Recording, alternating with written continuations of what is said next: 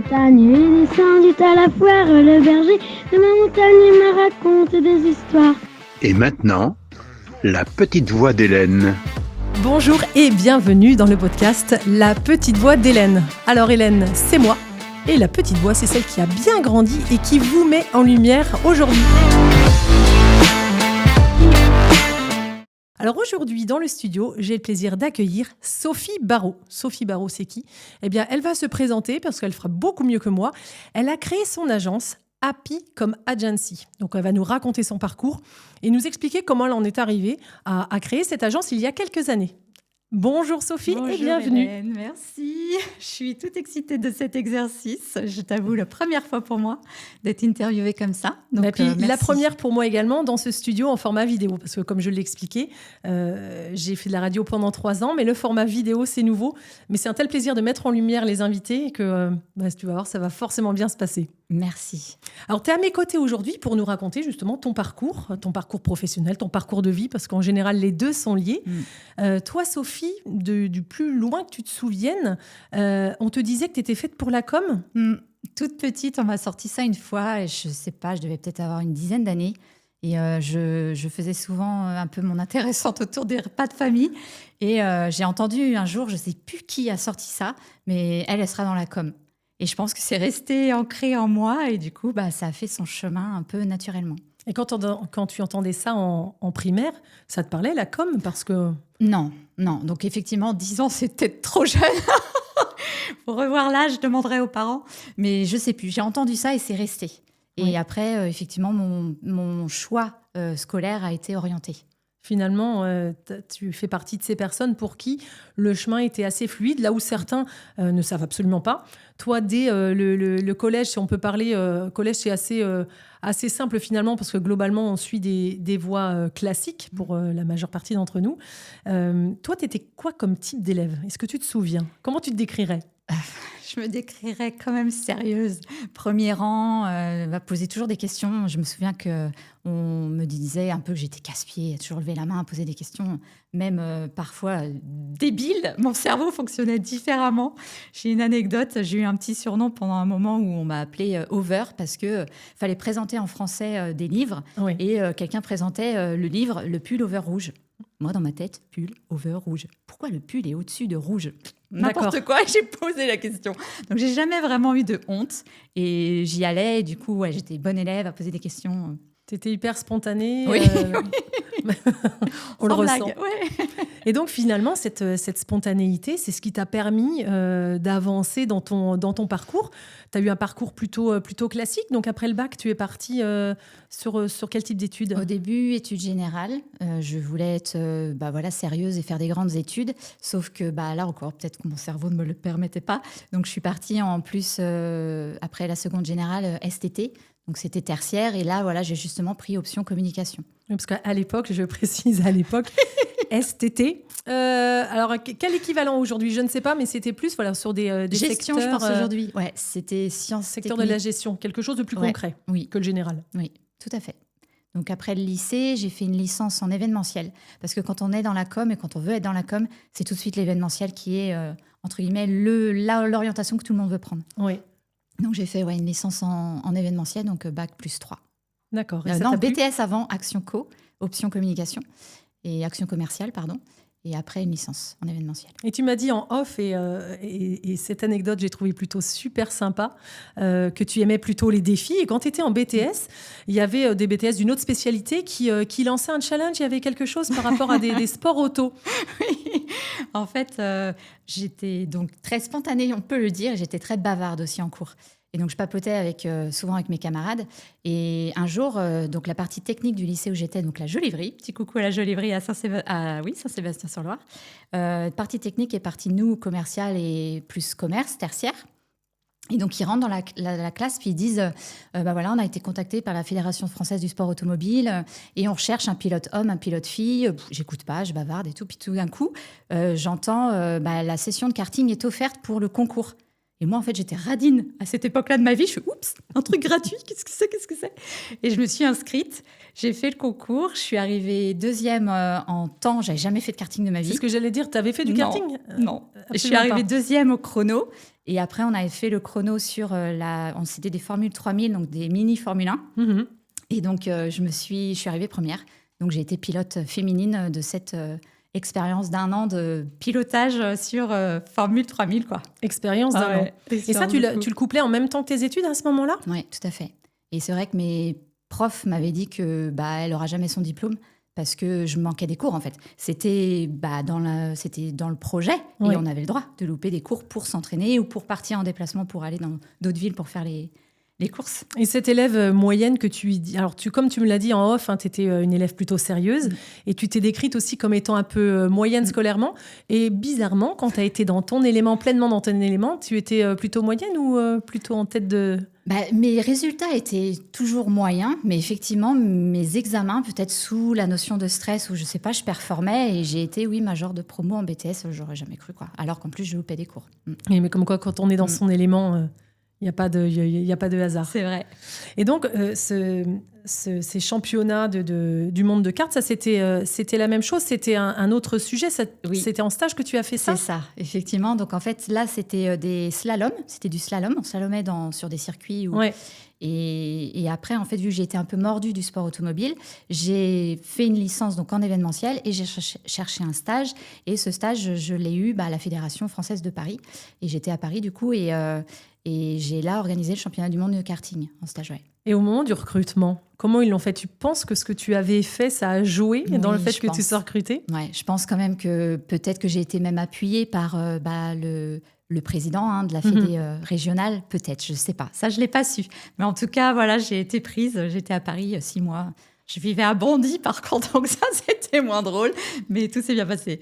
Donc, quelque chose à retenir dans votre CV. Surtout, ne négligez jamais les loisirs et les hobbies. La preuve, avec une expérience de sport auto, tu as obtenu un stage dans ce milieu-là. C'est vrai. Donc, après cette licence, je suis partie à Londres avant. Parce qu'en fait, en communication, il faut toujours aussi améliorer son anglais. Enfin, c'est ce qu'on se disait à l'époque. Et donc, je suis partie d'abord 1 an à Dublin et après 1 an à Londres. Ouais. Et c'est à Londres, effectivement, quand j'étais prête à rentrer, parce que mon anglais, je le trouvais suffisant. J'ai postulé en France, partout en France, et j'ai trouvé effectivement un travail en communication dans une agence, dans une entreprise de diététique sportive. Et effectivement, mon patron m'avait dit qu'il adorait le sport auto et que ça avait joué, quoi. Ah ouais, d'accord. Le recrutement, il s'est quelque part, la bascule, elle s'est faite à ce niveau-là. Ouais. Donc, tu as passé quoi, 1 an, 2 ans à l'étranger? Oui, 1 an à Dublin, 1 an à Londres et 4 ans dans cette entreprise. D'accord. Et qu'est-ce qui a fait ensuite, 4 ans dans l'entreprise? Tu as eu des envies d'autre chose, d'évolution? Qu'est-ce qui fait que tu en es partie? Effectivement, en fait, je voulais évoluer et mon responsable communication n'allait pas quitter son siège. Donc, je ne pouvais pas prendre sa place. Et en France, pareil, il faut des années d'études pour évoluer, devenir responsable ou directeur d'un service. Je me suis dit, je reprends mes études. Donc, tu avais quel âge à l'époque? J'ai repris mes études à 30 ans. Ah oui? Ouais. J'ai repris un master à 30 ans pour avoir un bac plus 5. D'accord. Oui, parce que là, tu avais un bac plus 3 et là, tu es passé au bac plus 5. Et qu'est-ce que ça t'a permis, finalement, d'avoir ce master? Est-ce que tu penses que tu as gagné une légitimité, toi, personnelle, ou réellement, tu as constaté une différence par rapport au système français où, dans certains cas, on juge essentiellement par les diplômes? Franchement, je ne pense pas que ça y a joué parce qu'en plus, après, je suis repartie à l'étranger. Et qu'en rentrant en France, je ne sais pas. Par contre, ça y a joué depuis que je suis à mon compte, ça a joué dans certains... oui, je crois que en formation pour donner des cours, ça y a joué. Où certains organismes de formation prennent si on a un bac plus 5. Mais sinon, dans la recherche d'emploi, finalement, ça n'y a pas joué. Et aujourd'hui, franchement, je pense que ça n'a plus autant d'effet qu'avant. Oui. Et quand tu dis que tu es partie au Canada, alors j'avais relevé l'anecdote, tu es partie un peu comme sur un coup de tête, tu as des amis, 2 copines. Allez, je te laisse raconter la suite. 2 copines, un matin de janvier, qui t'annoncent qu'elles partent chacune... C'est ça, elles annoncent qu'elles font leur fête de départ à 1 semaine d'intervalle. Une part sur l'île de la Réunion et l'autre part au Canada. Donc du coup, je me suis dit, oh là là... Je vais pas rester en France. Non, j'aime tellement, voilà, vous voyez mon parcours, j'aime tellement vivre des expériences. Je me suis dit, je pars aussi. Donc j'ai répondu au PVT, au permis vacances-travail, et j'ai donc gagné ce visa. Et donc je suis partie au Canada, effectivement, 1 an. Et t'es partie plutôt en mode loisir ou t'as bossé là-bas? Oui, le PVT, c'est le permis vacances-travail. Il permet effectivement soit de voyager, soit de travailler légitimement sur le territoire. Donc j'ai fait les deux. Fait pendant 1 an.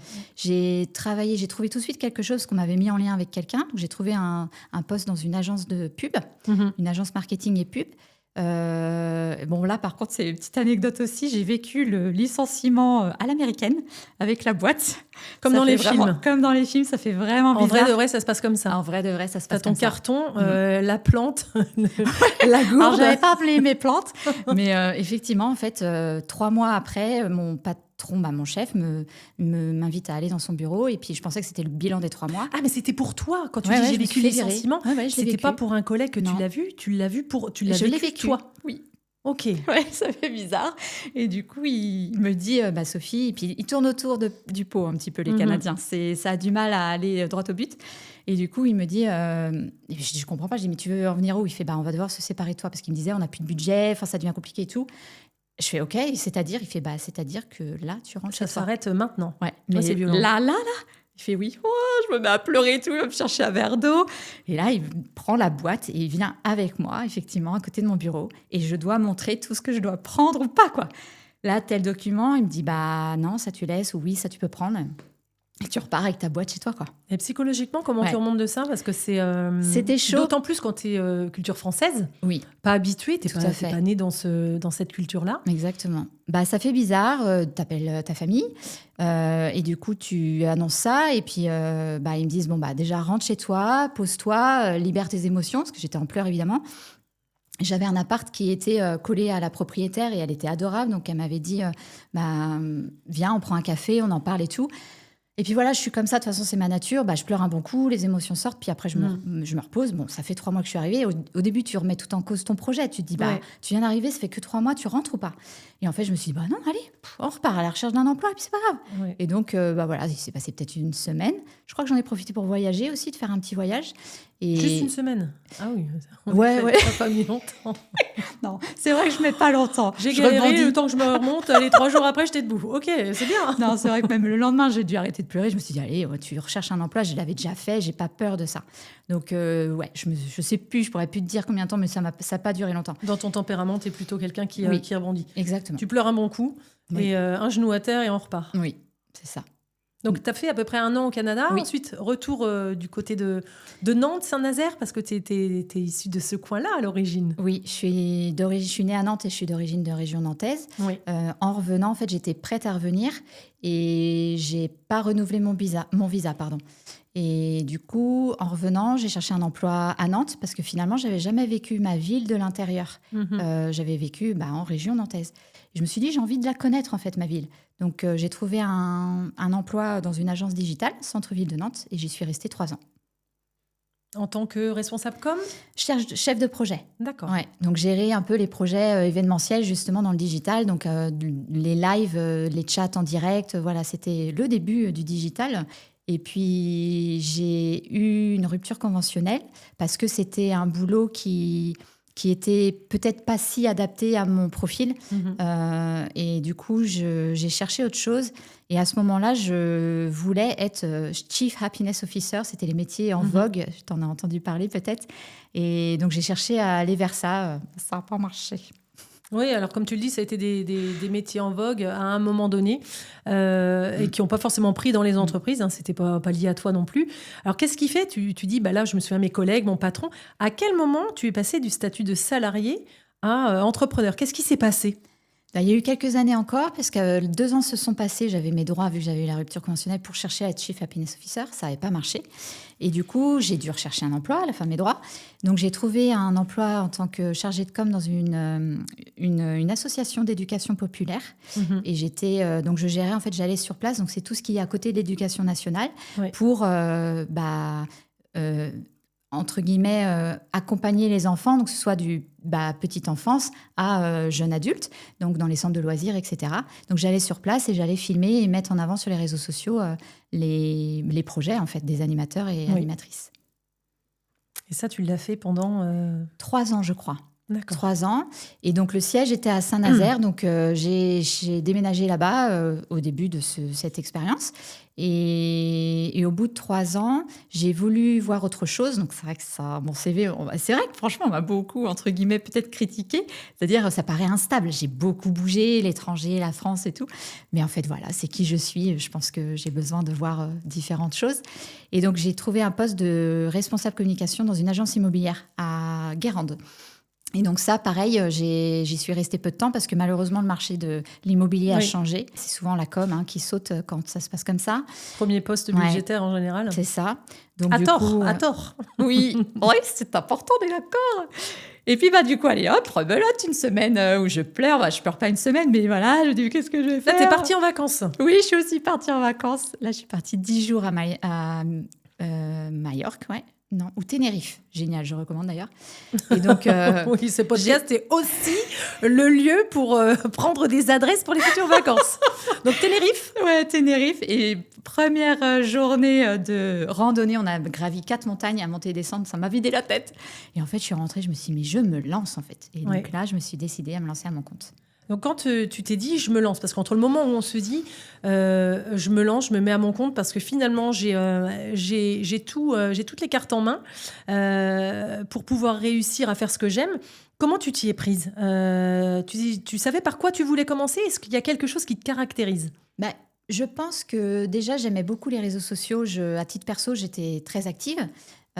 Et j'avais envie d'aller vers ça. Et puis, ça se déployait à grands pas. C'était en 2022. Donc, il fallait être présent, entre guillemets. Et donc, je me suis dit, je vais proposer mes services et ma créativité. Je suis quelqu'un de créatif. À plusieurs personnes, ça va être chouette de pouvoir mettre en avant les entreprises, les entrepreneurs ou l'ADN, tu vois, des marques en ligne. Et donc, au début, j'ai une amie, quand j'ai commencé dans l'immobilier, j'ai une de mes meilleures amies qui devenait agent immobilier en même temps. Ouais. Donc, on s'est suivis. Et donc, je lui dis, écoute, j'ai envie de me tester avec toi. Je pense que ça peut être pas mal que je me teste en vidéo, justement, pour mettre en avant les biens immobiliers. Et donc, je me suis fait connaître grâce à elle. Et ça a commencé à faire des gens eu ton premier client de cette manière-là, et ensuite, le bouche à oreille a fait le reste. Donc, ta toute première entreprise, tu avais quoi, le statut auto-entrepreneur ? Oui.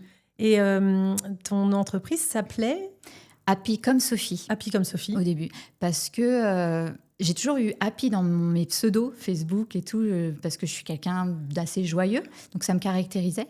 Je me suis dit, il faut que je l'ai aussi dans mon nom de marque, en fait. Ouais. Et au début, donc, ça a été Happy comme Sophie parce que je disais être joyeux comme Sophie et le comme aussi communication. Ouais. Donc, j'ai cherché comme ça et j'ai trouvé ça sympa. Et donc, j'y suis restée 1 an en micro. Et je me suis rapidement développée, parce que c'est vrai que c'est plutôt 2 ans d'entrepreneuriat plutôt et toi, chouette. Au bout d'1 an, tu es passée au statut société, finalement. Tout à fait. Donc, c'est vrai que j'en suis heureuse. Là, aujourd'hui, je vais faire mon bilan comptable fin du mois qui est très positif. Donc, j'en suis vraiment contente. Et donc, quand on est sur son chemin, je pense que ça roule, quoi. Ah, mais tout à fait. Donc là, tu étais en Happy comme Sophie. Et quand tu es passée en statut société, est-ce que tu as un peu diversifié ton activité ? Comment t'as fait bouger les choses ? C'est, entre guillemets, le marché qui décide. Ouais. Donc, au début, je suis passée en mode agence parce que quand je me suis lancée à Happy comme Sophie, je faisais et la gestion des réseaux sociaux et la formation auprès d'étudiants en études supérieures. Je voulais transmettre, j'aime ça. Et donc ça, je l'ai fait 2 ans. Et donc, quand je suis passée en mode agence, j'ai vu aussi que plusieurs personnes dans les réseaux lançaient, par exemple, leurs activités pour faire des sites Internet. Et je me suis dit, il y a des choses qui ne me correspondent pas. Et je me suis dit, faut peut-être que je propose ça aussi parce que je ne voudrais pas ça pour moi et je ne voudrais pas ça pour mes clients. Je me suis dit, j'ai peut-être une offre aussi à faire là-dessus. On m'a aussi demandé en coaching, on m'a aussi demandé du coup en formation plus en entreprise. Donc du coup, j'ai élargi mon offre en effet par le marché. Et comme tu le dis, c'est ce qui est super intéressant, c'est que ton offre, tu l'as faite finalement en fonction du marché et des demandes que tu avais. Oui. Donc Happy comme Sophie est devenue Happy comme agency. agency, parce que le principe de l'agence, et c'est ce que tu m'expliquais en off, en fait, tu travailles avec différents acteurs, différents experts Tout à fait. dans leur domaine. Ouais, c'est ça, parce que je pense qu'on est vraiment fait pour quelque chose Mhm. et qu'il faut savoir reconnaître qu'on ne peut pas être bon partout et qu'on a besoin d'être entouré d'experts, en effet. Donc, tout ce qui est identité visuelle, par exemple, je ne suis pas graphiste et c'est vraiment un métier à part entière. Mhm. Donc, j'ai mes partenaires pépites que je chéris, que je veux garder. Et du coup, je vais chercher un travail avec eux. Pour les sites Internet, pareil. J'ai des partenaires qui font des sites Internet. La partie technique, moi, je fais la rédaction de contenu parce que chacun son métier. Et puis pareil, je fais de la création de contenu vidéo, mais je suis pas vidéaste. Donc pareil, Studio Unique, ils font Et des on vidéos. est ici pour ça, d'ailleurs. Exactement. On en parle, le studio unique à Ils Nantes. font des vidéos institutionnelles. Oui. Donc pareil, si j'ai besoin, je fais appel à des professionnels dans leur métier. Donc selon les demandes clients, j'ai mes partenaires. Donc aujourd'hui, pour toutes les personnes qui regardent la vidéo, tu t'adresses à qui? Aux particuliers, aux professionnels, aux deux, et sur quel sujet? Que du B2B, donc que des professionnels. C'est plus indépendants qui ont quand même un certain budget, parce qu'il faut avouer, la gestion des réseaux sociaux, c'est mieux reconnu aujourd'hui, c'est pas donné. Et c'est pas donné, tout est relatif, mais c'est... Autant ça semble simple quand on regarde les vidéos et sur les réseaux sociaux, autant il y a du temps à y passer, c'est un métier. Exactement. C'est un vrai métier. Ouais, c'est vrai que c'est vraiment un chronophage comme métier. Donc faut avoir un certain pouvoir, faut pouvoir se le permettre. Et donc TPE, PME, indépendants qui ont la volonté et le budget pour s'offrir un social media manager, et TPE, PME. Donc aujourd'hui, si on veut te joindre, on te joint comment? Les réseaux sociaux, tu as un site internet? Oui. Vas-y, c'est maintenant. Donc sur la ligne, ce qui s'affiche, donc mon site internet appicomagency.fr et les réseaux sociaux appicomagency aussi. Et puis mon numéro, il est accessible sur LinkedIn aussi, Sophie Barraud. Bon, c'est parfait. Sophie, j'ai une dernière question. Si tu avais un conseil à donner à des personnes qui hésitent, qui peuvent se dire je sens que j'ai quelque chose qui se passe en moi, j'aimerais me lancer, mais j'ose pas. Est-ce que tu as un conseil à donner à ces personnes-là? De se lancer, hein? Ah, super. C'était le conseil de Sophie Barraud. Non, mais c'est vrai que je pense que quand on est sur son chemin, c'est fluide et qu'il ne faut pas hésiter à y aller. Le conseil que je pourrais donner, c'est de prendre rendez-vous avec, par exemple, des experts comptables et avoir 3 avis différents pour savoir aussi par rapport à sa situation personnelle et civile, par quel statut commencer. Parce que finalement, le micro, c'est entre guillemets la voie obligatoire, mais c'est peut-être pas forcément la situation qui est adaptée à votre profil. Donc d'abord, avoir des conseils Tu conseilles de se renseigner en fonction de notre situation qui est propre. Propre à chacun, on est tous différents. Et ensuite, de tester, parce que comme j'ai dit tout à l'heure, c'est le marché qui décide un peu d'où on va, donc d'y aller, quoi. C'est sûr que si j'y vais, mais j'ai peur, donc tu y vas quand même, quoi. Exactement. La peur est un indicateur. Si on a peur, c'est que c'est la voie à prendre. Ça, j'en suis persuadée. Bon, écoutez, on va retenir ça. La peur est un indicateur pour la voie à prendre. Alors, merci Sophie. C'était un vrai plaisir pour cette première. Merci pour cet honneur. Et vous qui êtes derrière l'écran, si vous souhaitez prendre la place de Sophie et venir parler de votre parcours de vie, parcours professionnel, que vous soyez artiste, que vous soyez entrepreneur, je vais y arriver, ça y est, juste à la fin. C'est avec plaisir que je vous accueillerai ici. Et pour me contacter, pour le coup, ce sera helenefreno.communication@gmail.com. Et sur les réseaux sociaux, vous me retrouverez aussi Hélène Freno, la petite voix d'Hélène. Merci à vous. Merci.